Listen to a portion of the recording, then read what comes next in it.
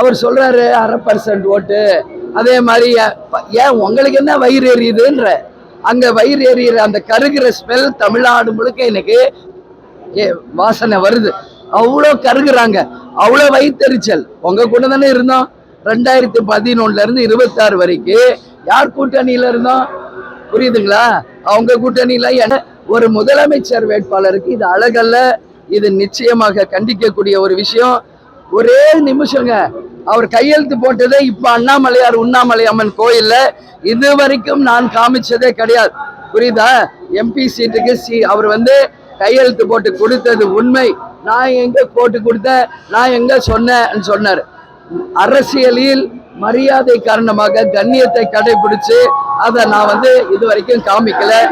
ஆனா இன்னைக்கு அதை காட்ட வேண்டிய ஒரு நிலைக்கு என்னை அவர் தான் கொண்டு போறார். பாருங்க, நீங்களே இதை விஷுவல் எடுத்துக்கங்க.